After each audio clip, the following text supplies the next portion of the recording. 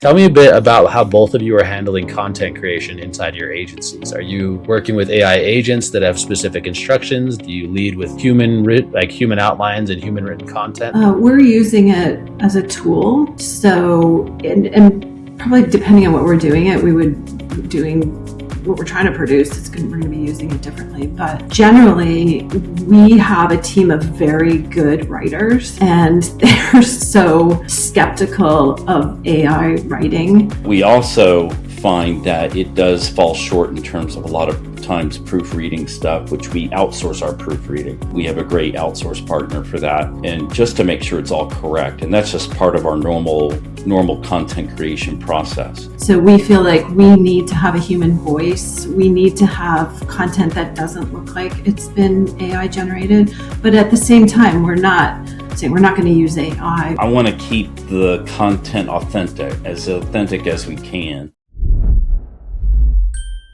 Welcome to SEO On-Air. Today we have Melanie joining us. She has a background that's more in PR than our traditional SEO. So I'm excited to have a chance to dive into that and understand her perspective on the industry today. Melanie, for our viewers, I would love for them to understand more about you as well, to understand just your credibility, like what you've done in the industry. And then when you're done, I'll ask you a few questions. We'll learn a little bit more about what you're seeing. So if you don't mind, jump in, tell us a little bit about yourself. Yeah, well, thanks for having me on. I think our discussion today is going to be really interesting, given where we are right now in the world.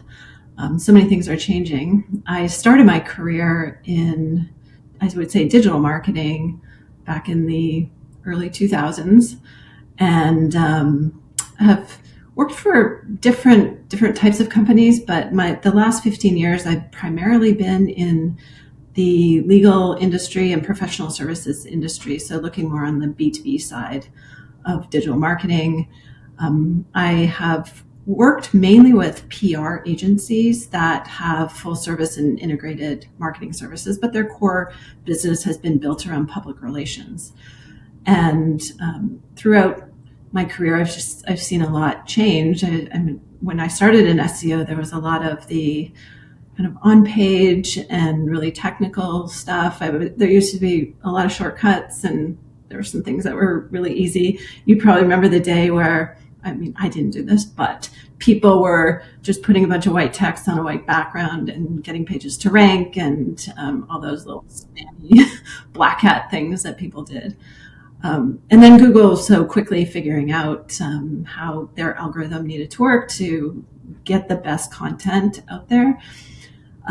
So yeah, that's how I started. And today I'm pretty happy to be working for a PR agency because we're seeing PR being a factor now with AI and getting visibility in AI engines. And so PR is going to be a foundation to a lot of our integrated programs right now. I have been seeing PR come up in nearly every conversation, I think, with an SEO, that backlinking as a strategy is changing to a lot more natural stuff that people are trying to produce, and a lot of it comes into PR.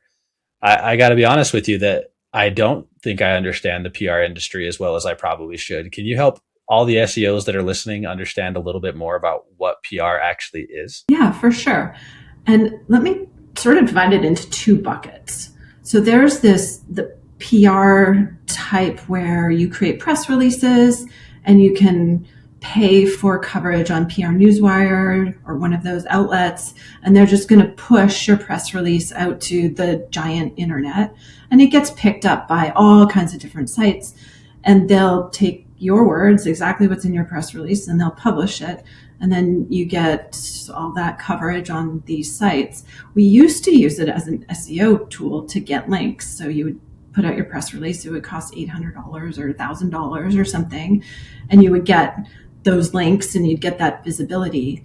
So there's actually a little bit more of that happening today with AI, because there have been discussions around, well, if I can get a broader reach on multiple different sites, then that's going to impact all the AI bots that are crawling around out there. I think, yeah, there may be a little bit of bump right now, but I think pretty quickly AI is going to figure out that those are just paid placements, that you've paid for a press release, and it does have some informational value, so you can learn about something, but it doesn't necessarily convey credibility. So then my second bucket, I have what I call sort of the one-on-one type of public relations, and that's more what we do. So we have a team of publicists, and a lot of our publicists are former journalists, and they work on pitching a reporter a story.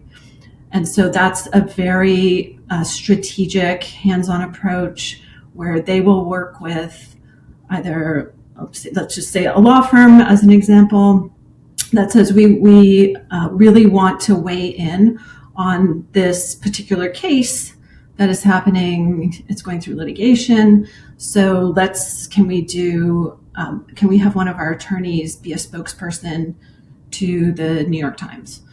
And so then we work on a pitch and we say, here's the story that you've been covering. Here's our angle. Here's where our subject matter expert can contribute to the conversation.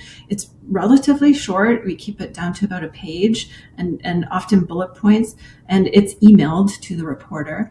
If the reporter's interested, then they get in touch with the publicist and then they loop in the attorney. So it is a very in-person thing that happens. That's interesting. The first point that you brought up is one that I don't know if I've heard mentioned much when people refer to PR and their link building strategy, which has become more of the request.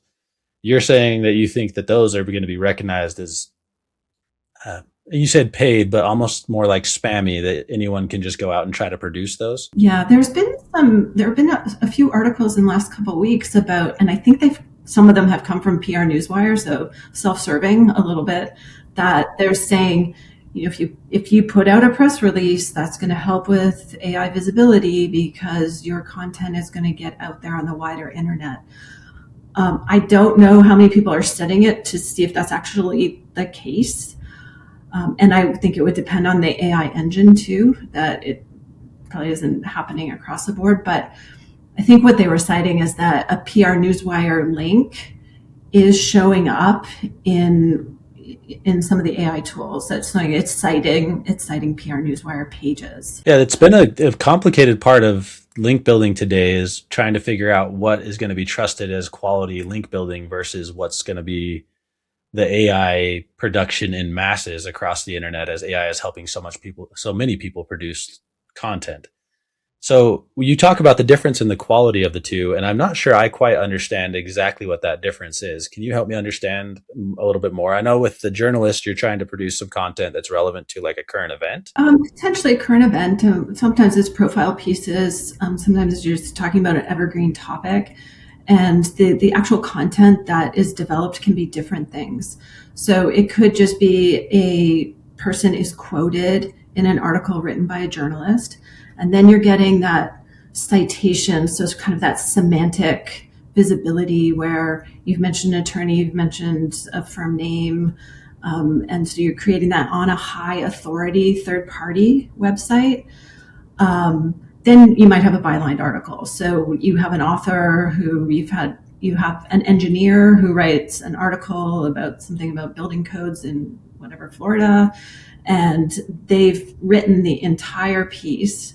And so that's a different type of content than getting a quote. But then you get that author's visibility and all that informational content. It lives on a third-party site.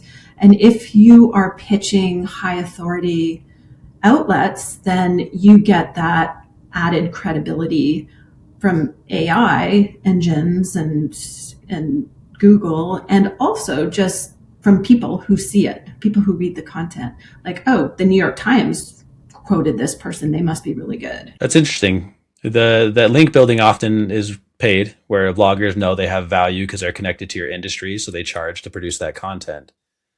But news industries need good content, and we can produce it for free for them if they charge, and they can give us placements that are valuable now, but they're also on news sites. So it's hard to know if it's really news or if it's just content that's been designed to look like news. And I don't know how that's filtered, right? There's really not a way to filter the two. Yeah, and I don't know that the consumer is always aware that there is a difference between like an advertorial type of long form paid piece. It reminds me a lot of blogging. and how blogging was done for bots for a long time, and you'd land on a blog that answered your question. And as soon as you read it, you knew it had nothing to do with what you were actually looking for. It was produced for the bot. It wasn't produced for the human. You can maybe feel that a little bit through PR releases. I guess on Reddit, we've seen it a lot recently too, where you can see Reddit AI posts are very powerful right now. Yeah, Reddit is really surfacing as a cited source.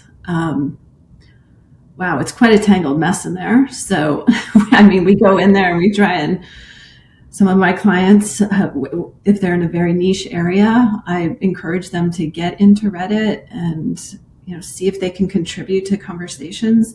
I think it's helping now. I don't know that it will continue to help in the future, but what you said is, I think, the key that matters in Reddit, though, which is like actually contribute to conversations. Where right now, so many people are trying to create a post that's just self-serving that it's just, I think it's watered down the use of Reddit a lot for the old Reddit users. I've used it for a while myself, and it's been fascinating to see the fast pace of the way content's changed on the sites. Yeah, and there's a lot of AI bots contributing to Reddit too, and there's so many complaints about that now, which is why I think that it may not hold as a cited source.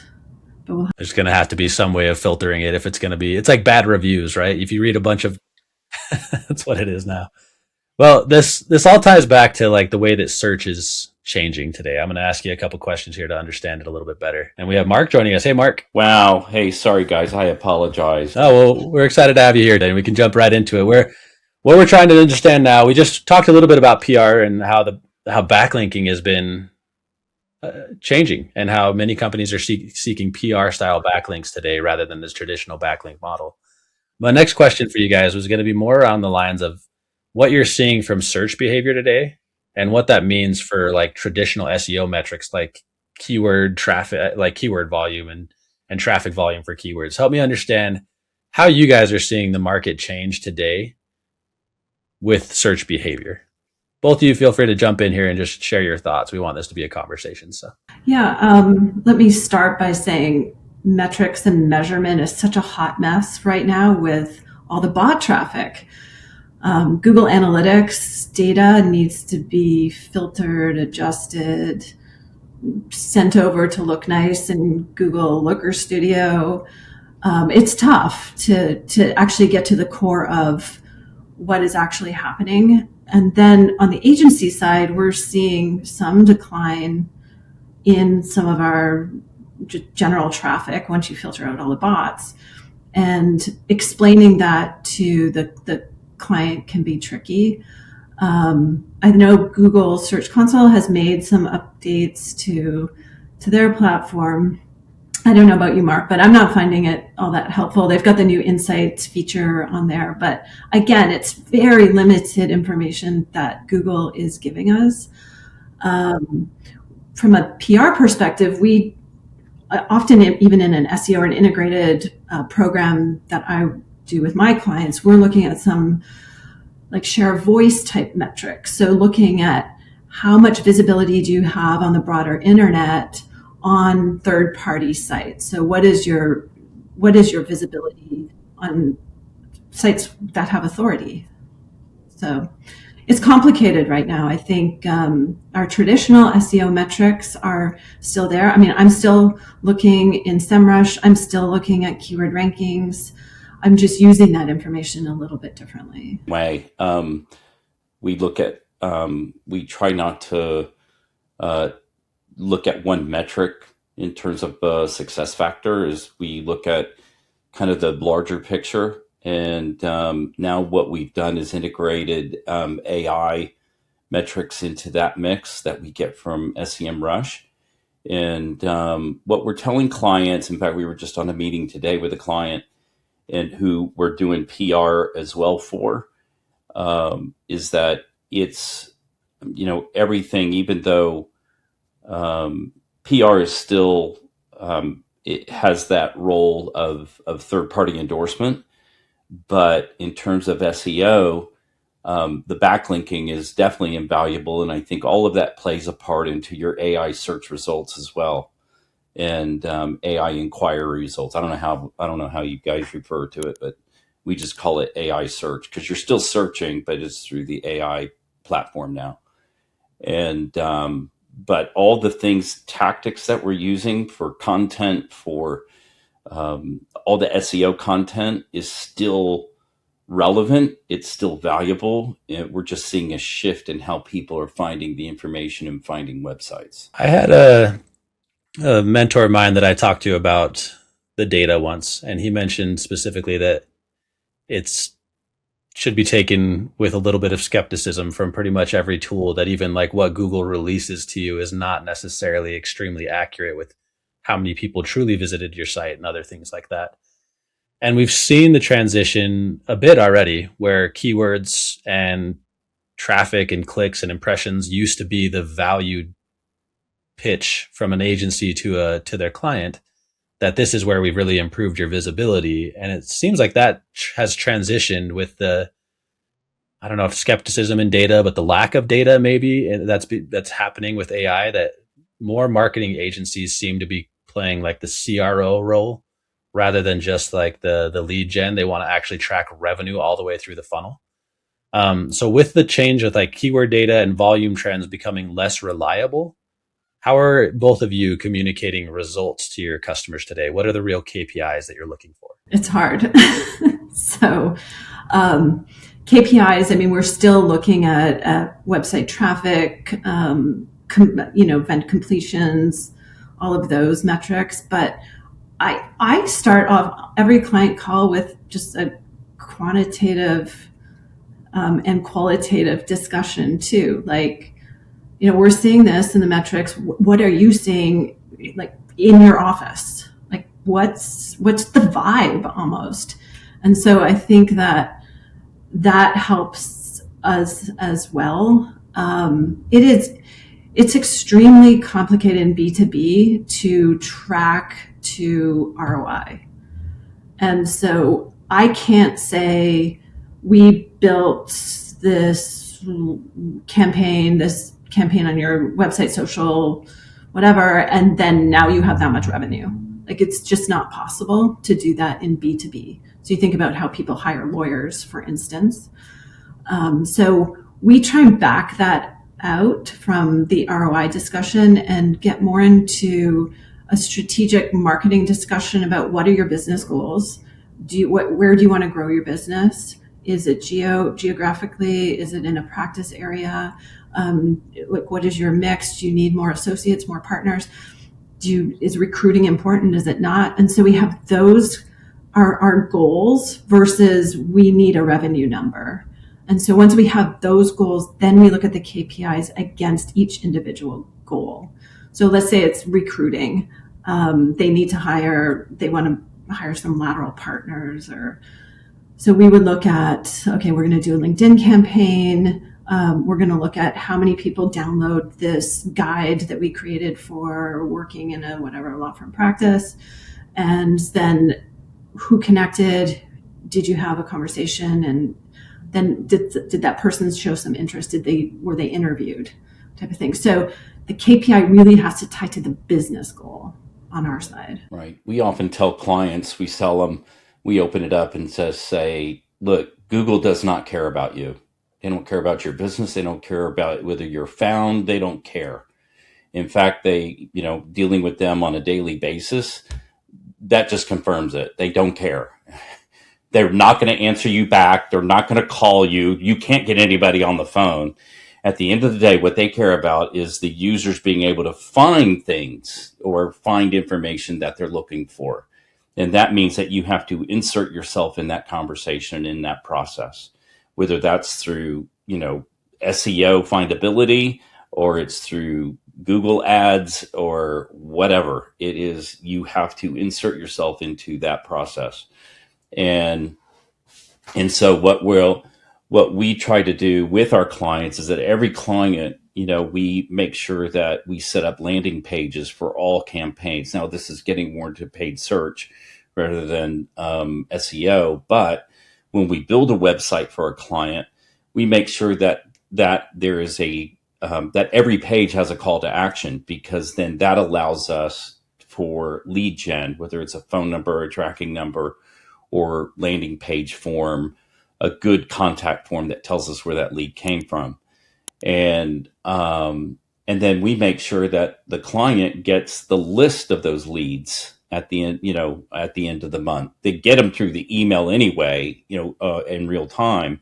But at the end of the month, we go through that list of leads that we've generated for them and say, okay, these came from paid search, these came from SEO, these came from, our display retargeting campaign. What happened to them? Because these were serious leads, and we screen every single phone call. And that's a lot easier to do with B2B rather than B2C, because there are technically fewer leads. They're more manageable. But we listen to every single phone call and make sure that they are a legitimate lead, and we separate that out from the crap that normally comes through. And then we ask them the question, what happened to them? What happened to this person? What happened to this person? They gave a phone number, they gave an email address, this is what they were interested in. And we ask them, did that end up in a sale? Now, we don't ask them for revenue numbers, because they're very close. They like to keep that close to the vest. And we say, that's fine. That's fine. You don't have to share revenue with us. It'd be nice to know, but it's not necessary for our purposes. Just to know that this was a legitimate lead. It did end up in a sale or a sales call. Once it becomes a sales call, it's out of our hands now. It's up to them to close it. We're like, look, we gave you the lead. It's up to you to close it. You guys are the closers. So I think that's a really interesting example of how like two different budgets would have the ability to do their marketing, because what you're asking for, Mark, is going to require someone to spend a little more money with you, where you build out all of that and have your team assess their revenue or their leads all the way through the funnel and give them consulting to a certain extent, right? 100%. What we also like to do is we'll share this with you. I mean, we use CallRail, and CallRail, records everything, and we send them links to the phone calls so that they can use it for training purposes. And it's invaluable. But, some clients just don't want to hear it. It's like, that's fine too. It's there, and they could learn so much by listening to themselves on the phone with a client, with a customer, and say, maybe we could tell them this at this section if they come up, and really create a really nice training manual and a playbook. But a lot of them just don't do it. They just don't see it. But a lot of them do. And they do improve their sales closing percentage by constantly listening to those calls and going, hey, we can refine this.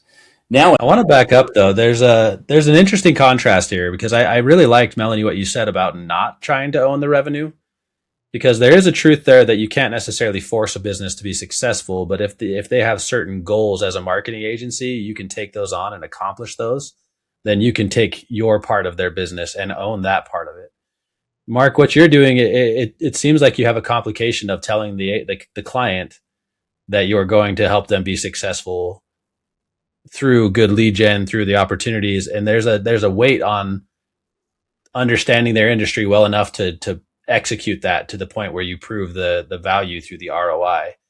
Have there been situations where that's been like where you're not meeting those goals, and now you're having a tough conversation trying to troubleshoot where that leak may be that's causing it to be inefficient? Most of what our problem is that they become impatient, because it does take time. Because when we do start, SEO, we call SEO a flywheel.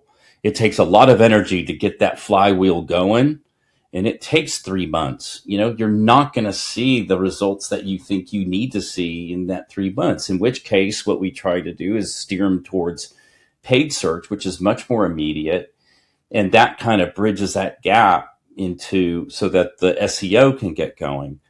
But, literally, I mean, it's at least 3 months before you really see something, unless it's a real non-competitive industry, which we've had, where we like jumped right in and all of a sudden they were already ranking without doing any SEO. So that was kind of sweet. You take those gifts and, go right to the Christmas tree with them. And so what we do is we just try to manage expectations and say, look, Once this gets going, it's going to be a really good thing for you and really good thing for your business. But you have to be patient with it.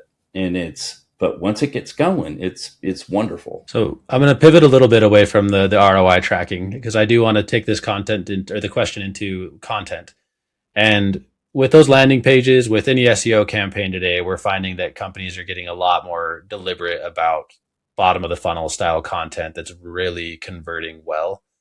And it seems like that's really, really high context or really long tail in its intent. And we're having the complication of many agencies producing a lot of content with AI, and many that want to say that they were human writing, and we're seeing a blend of it now. And I'm just trying to understand best practices from agencies we talk to on the podcast. Tell me a bit about how both of you are handling content creation inside your agencies. Are you working with AI agents that have specific instructions? Do you lead with human outlines and human written content? Help me understand that. We're using it as a tool.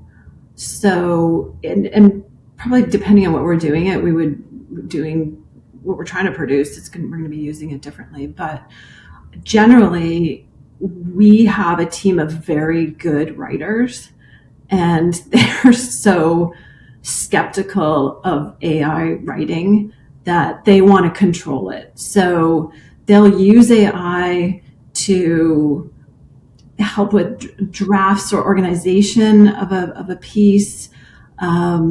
It's not really, we don't use it for editing or proofing. It's pretty terrible at that.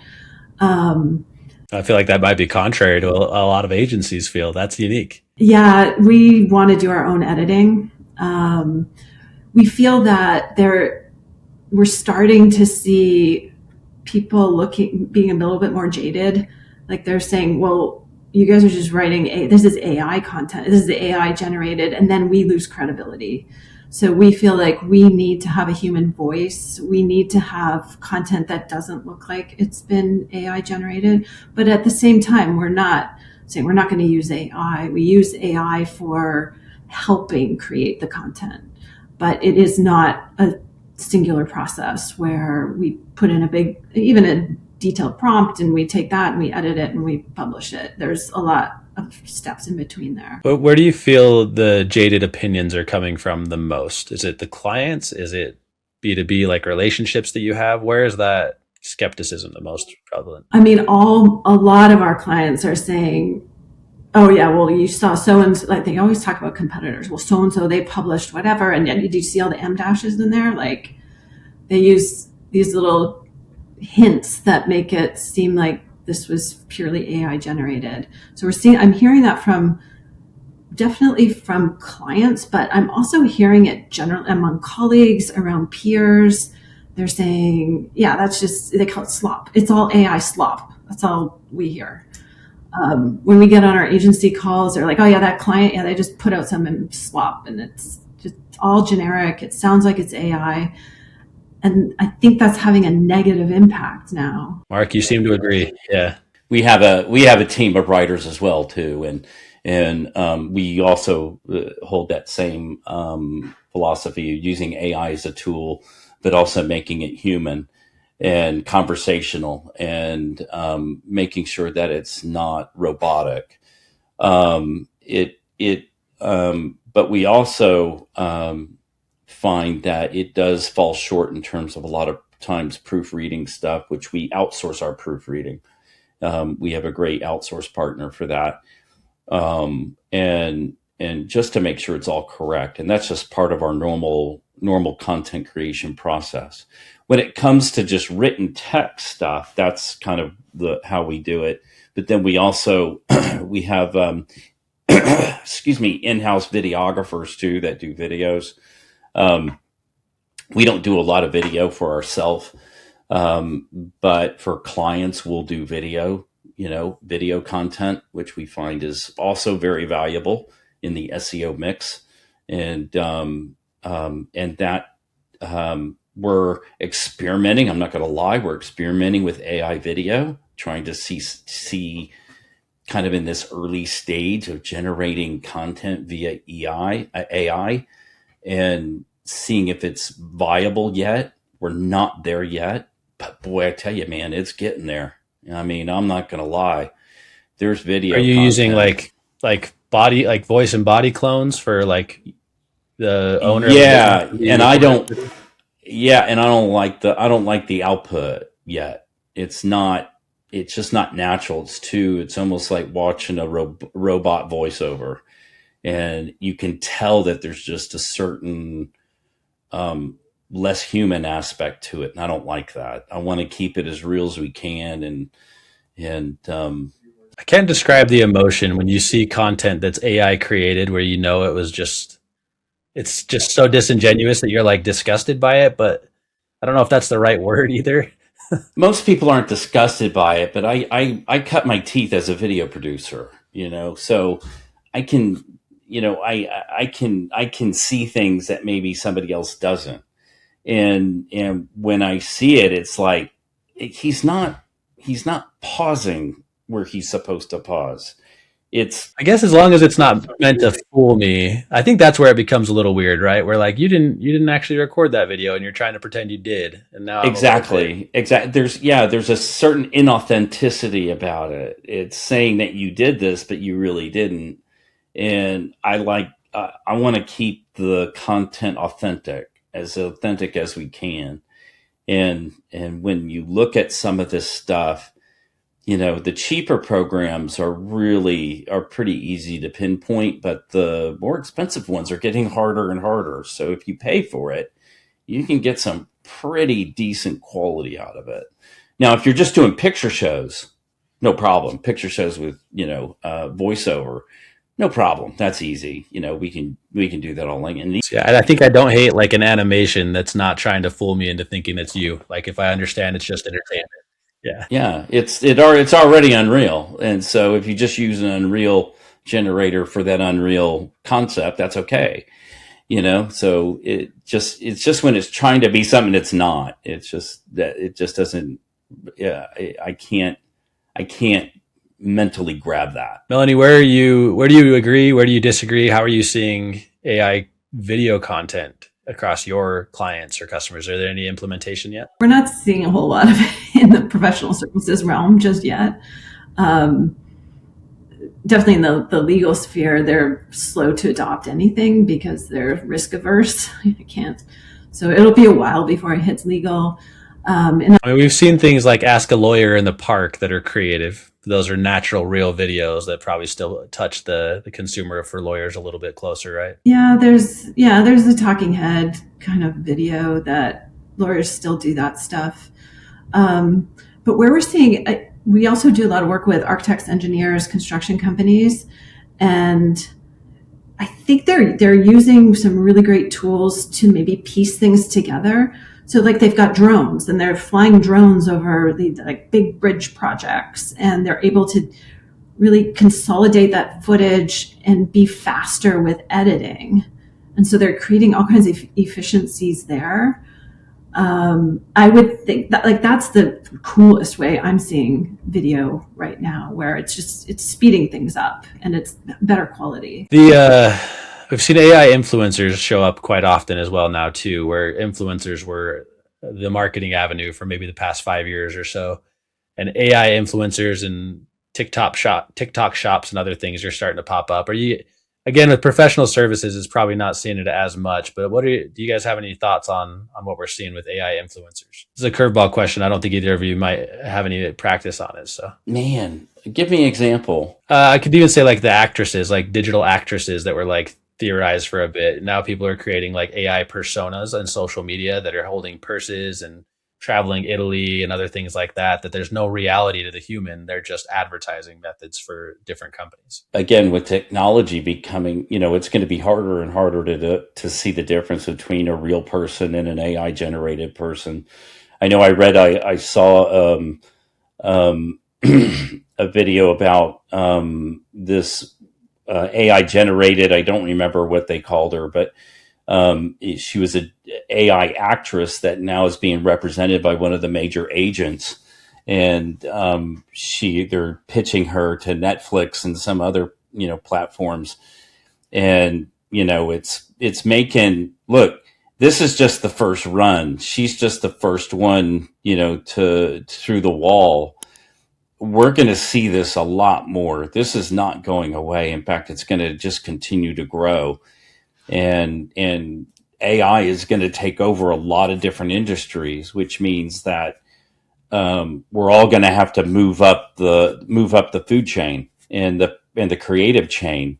Is that now, what used to take hundreds of people to produce a motion picture, now you can do it with one person in a laptop, and it still comes down to storytelling and to the quality of the content you can produce, and then AI is going to help you with that. So now, look, just keep moving up the food chain. You got to continue to move up the food chain, just like, the Industrial Revolution caused everybody to move up the production food chain. That now you don't need, one person does not build a car. You have a team of people that build a car. Now you have one person that runs the robots that build the car. And it's the same thing. We're going to get into less craftsmanship, personal craftsmanship, to more crafting on a much higher level, developing and managing the tools that create something. I think Melanie and I talked a bit about that before. I think we went live on the recording. We were just discussing the state of AI and how so much is being produced so quickly.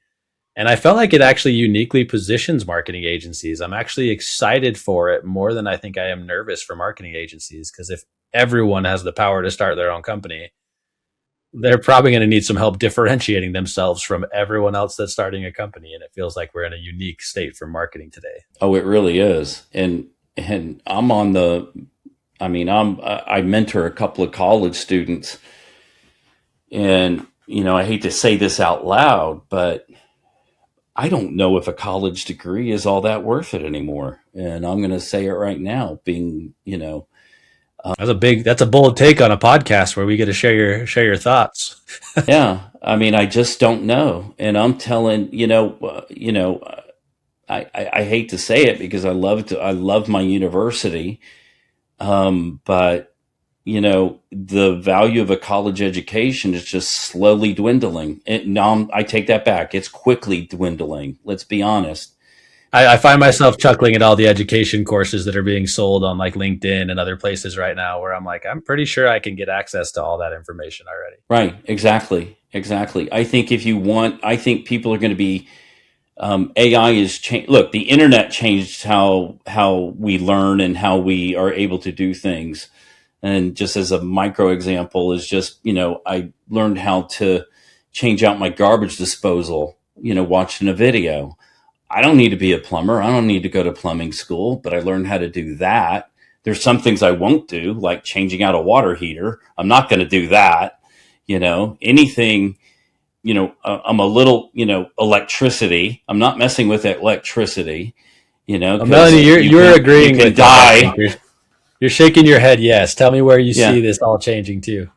So you look at that and go, look, I need to learn how to write a blog post. Well, I go to AI, I punch in my prompt, and boom, out it comes. Now I need to optimize it for SEO. Okay, no problem. It's all right there. Once you've done it a couple of times, now you know how to do that. Now you can advance the prompt from based upon your past expertise. So now you don't have to pass through that funnel, as opposed to going to 4 years of a university, taking a bunch of SEO classes, not to mention a bunch of bullshit classes that you really don't need anyway. And then if you're ever curious, you can always look it up or go to the History Channel if you want. And now you can just learn as you go, and then build your own lane of knowledge based upon what your needs are at that very point. And then hopefully it becomes cumulative over time that you did this. It's learned through accomplishment in a real practical sense, as opposed to having this baseline of academia knowledge that maybe you remember when you graduated. I know this much. I know 80% of the people that graduate college 5 years later, they're not in their field of study. So basically, you have 4 years. All college does, as Kevin O'Leary said, all college does is just demonstrate to a potential employer that you can show up for something every day, accomplish some tasks, and finish something. And at the end of the day, maybe that's valuable, but I think we're going to see a lot more entrepreneurship. I think we're going to see fewer people wanting to work for corporate America because it's so restrictive and it's so bureaucratic that we're going to see things moving faster, faster than ever, and more productive than ever, because you don't have everybody sticking their hands in the pot. You have an entrepreneur like Elon Musk who does things quickly. He doesn't suffer delay. And I think I think I completely agree with you on the power of the individual right now. I've seen stuff that said that some are learning crazy fast and others are learning how not to learn because they lean on the tools. Melanie, I want you to jump in here and share your thoughts on. I'm even curious how your company is adapting to so much power to learn quickly and how you're evolving with that. Yeah, access to information is just the highest it's ever been. We can get the YouTube video, do it yourself type of stuff. But there's always going to be those things where you need the expert. In professional services, it's kind of nice because you're going to need a lawyer, you're going to need an engineer, you're going to need an architect because there are limitations to what the average person can do. And I do think just on the thinking about if we're all going to be using the same tools, are we all generating the same kind of content or the same type of strategies? And that's where I think creativity is going to play such an important role, where you can only stand out if you're doing something a little bit different or something that is attention grabbing. And whether that's the topic you're writing about or how you write about it. And so I think there's subtleness to that, and that's where people will be successful. And I do think that university, college, that can teach some of that creativity, curiosity, also collaboration. I think that ecosystem will help with those skills, because I think it's going to be really important. Now, I just had 2 kids graduate from university that paid for all those years, but so some skin in the game may be influencing your opinion, huh? Hey, I had three graduate.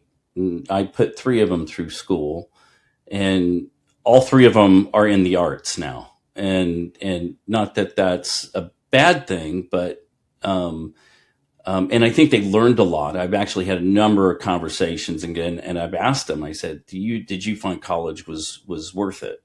And they go, yeah, to a certain extent, for exactly what Melanie said. We learned how to, collaborate, how to work with others and stuff. But now and my kids graduated. I think the last one graduated 8 years ago. And so they've had 8 years on the, in the workplace. Now, 2 of them are tattoo artists, and one of them is a stand-up comedian. So, I don't think you need to go to college for any of that, but at the same time, they did find college valuable. And, but today I look at kids today going into college, and is it worth a minimum of $50,000 minimum? And that's even community college, 4 years, $50,000 to $100,000 really is what the ticket you're looking at is. Is it worth $100,000 to go to college for 4 years, get a degree, a bachelor's of arts or sciences, and in order to learn something that you could possibly learn on the job? And that's the question that Amazon, Google, Apple, they're all asking that question. That's why they're hiring a lot of people right out of high school, because they don't think it's worth it. And I heard from someone that made a bold prediction. I'm not going to name the name here, but they were talking about their own young kids and raising their kids, and the thought that they're really not trying to raise the smartest kid in the room anymore. And I think that was a big push for parents for a long time, is raising the smartest kid, and their belief that my parents gave up on that a long time ago. But in 5 years, in 10 years, there's no way that humans can compete with the computing power and they're like, we want social leaders, we want like the ability to collaborate. A lot of that is going to be uniquely valuable in the social settings that people might not get when they lean too heavily into their computer and AI and don't have the ability to interact at the same power that has existed in society before. That'll be a really interesting phase. I'm going to move to our last question since we're just about out of time here. And it's fascinating as we talk about education and the use of AI, but where technical SEO content and broader marketing strategies still play a role in AI or in SEO and marketing. I want to use this where I heard someone say that technical SEO is essentially a race to the bottom right now. That with the technology available, fixing technical SEO is going to be so commoditized shortly that technical SEO is almost like you shouldn't even be exploring that avenue as a business. You should be looking more into the creative side. So I want, and that directly lines up with something you said, Melanie, about creative being the value today. I'll start with you, Melanie. You're shaking your head. Maybe you agree, maybe you disagree. Tell me where you think we're at with marketing playing a Well, as I'm sitting here, like day to day doing my schema configurations, because that's still important. I don't think we can ignore technical SEO. We're not there yet. And to your point that there are some tools that are going to make it easier and faster for us to implement technical SEO, I think that's all great. Remember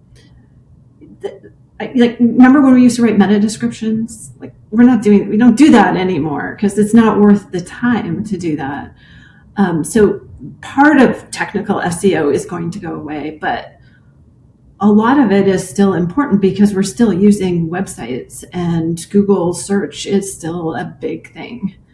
So we're not there yet, but I can see it's going to change a lot. And then I think that the creative side of content production is going to be so important. It seems like SEO is a transitioned into content creation where the technical side gets solved, and it does have to be there. Like I know someone mentioned that AIs are very lazy and they don't want to go through your whole website. So you have to make it really easy for an AI to access your content, and then your content better be good. Mark, what are your thoughts? Right. Well, I mean, I think it's an opportunity for the next creative revolution. And whereas, before what I've seen in the almost 40 years I've been in the business is that the 1960s ushered in, the first creative revolution. And then for years, everybody started doing that, and then TV, and then you had electronic media take over. Then you had then everybody started getting more and more creative. I think we had this great 25, 30-year run of creativity.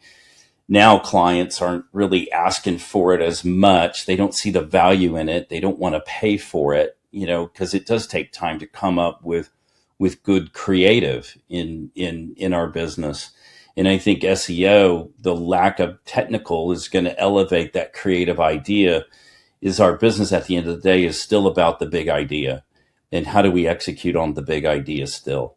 And I think that AI, I don't know what that next big idea era is going to be. I don't know what it's going to look like, but I do know that's why clients mostly hire us, is to come up with that big idea and how do we promote their company, and then even pivot away from the things that aren't working and help them find what will work, and to capture somebody on a visceral level, not just a practical level. Melody, do you have any other thoughts on this? That emotional element, I recently read a book about impact of your emotions in a purchasing or any type of business decision is maybe subconscious, but it is still important. So using creativity to generate that emotion that leads your client or prospective client into taking an action is going to be is important, and it will continue to be important. Well, my final question for everybody is usually, where do you see marketing agencies evolve over the next year or two? But to be honest, I think we have addressed that with the two of you on creative being so powerful over the next couple of years that I think that question has just already been addressed. We're out of time, so I do want to thank you both for joining me as guests of SEO On Air. I'll ask you to stick around for just a minute after the call, but thank you for being here, and we'll see you next time on SEO On Air.